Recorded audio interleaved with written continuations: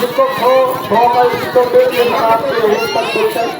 এই ২৬তম অনুষ্ঠানে আজকে যারা মঞ্চে উপস্থিত হয়েছেন তাদের মধ্যে অন্যতম শ্রী কৃষ্ণ মাইতি, শ্রী মদন মন্দিরী এবং ভিসি কমিটির সভাপতি সহ এবং আমাদের এই স্কুলের প্রতিষ্ঠাতা শিক্ষকের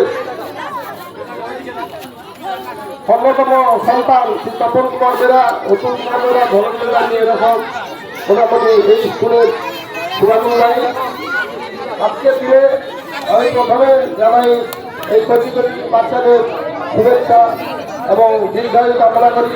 তারা আজকে এই ২৫তম অনুষ্ঠানে চালিয়ে যাচ্ছেন কৃষি বা অন্যান্য নাচ গান, তারা যেন আগামী প্রজন্মের জন্য তারা নিজেরা নিজেকে তৈরি করতে পারে। আজকে এই স্বাধীনতা দিবসে আমরা যারা আজকে উপস্থিত আছি তারা কিন্তু স্বাধীনতা কি জিনিস জানি না। আমরা বই পড়ে উপলব্ধি করেছি যে এই হতো। তাদের মধ্যে যারা আজকে মঞ্চে যাদের প্রতিকৃতি আছে তারাই আমাদের মানে এই প্রজন্মকে নিয়ে এসছেন, পড়াশোনার মুক্ত বাতাসে নিয়ে এসছেন। তাই তাদেরকে আমি সশব্দ প্রণাম জানাই এবং অভিনন্দন জানাই। আজকে এই অনুষ্ঠানে যারা অভিভাবক অভিভাবিকা সহ অন্যান্য শুভানুযায়ীরা আজকে মাঠ ভর্তি করে দিয়েছেন তাদেরকে জানাই অভিনন্দন।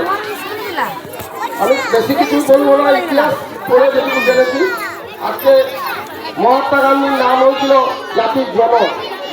এই মনুষ্য জাতিকে তিনি স্বাধীনতার শৃঙ্খল থেকে মুক্ত করার যে আহ্বান জানিয়েছেন তিনি তার মধ্যে অন্যতম। আজকে তিনি আছেন মাতঙ্গিনী হাজরা, আমাদের মেদিনীপুরের সম্মানীয় এই লড়াকু নেত্রী। তিনি এই ব্রিটিশের হাতে গুলিতে তিনি মারা গেছিলেন। আজকের শহীদ ক্ষুদিরাম তিনি ইংরেজের বড়গাছকে গুলি করেছিলেন বলে তাকে ফাঁসির কাটে জড়ানো হয়েছিল। তার বয়স ছিল তখন নাবালক। এই নাবালকের ফাঁসি দেওয়া হয়েছিল এই ব্রিটিশের শাসনে। আজকে অনেকে আছেন মাস্টাররা অনেক শিখেছেন ছেলেমেয়েদেরকে আমি দেখলাম ও উপলব্ধি করলাম। আপনারা আমরা কিন্তু আমি চাইব এই প্রতিকারী বাচ্চারা আজকে ৮০ বছর হয়েছে যারা ১০০ বর্ষের উদযাপনটা তারাই করে আর কি। সেই শিক্ষা যেন মাস্টাররা দিয়ে যান। যারা ১০০ বর্ষ পূর্ণ আমরা দেখতে পাবো না, যারা মঞ্চে আছি তাদের যদি কপাল ভাগ্য ভালো থাকে, ভাগ্য যদি সুপ্রসন্ন হয় তাহলে কিন্তু তারা কেউ না কেউ দেখতে পাবে।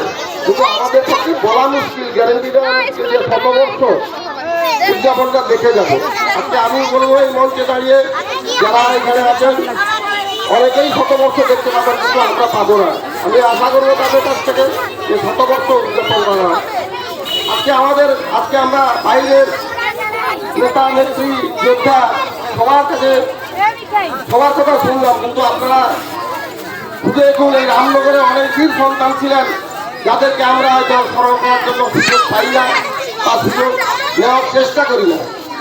তার মধ্যে আপনারই ঘরের কাছে যামিনী রঞ্জন পাহাড়ি, তিনি ছিলেন স্বাধীনতা সংগ্রামের যোদ্ধা এবং শুধু তাই নয় তার স্ত্রীও ছিলেন আপনার চন্দনপুরের ভূগোল চৌধুরী, তিনিও ছিলেন স্বাধীনতা সংগ্রামের যোদ্ধা। আমাদের ঠিক আছে নাচগুলো করবি, ঠিক আছে? আর বেশি করিস না, অল্প অল্প।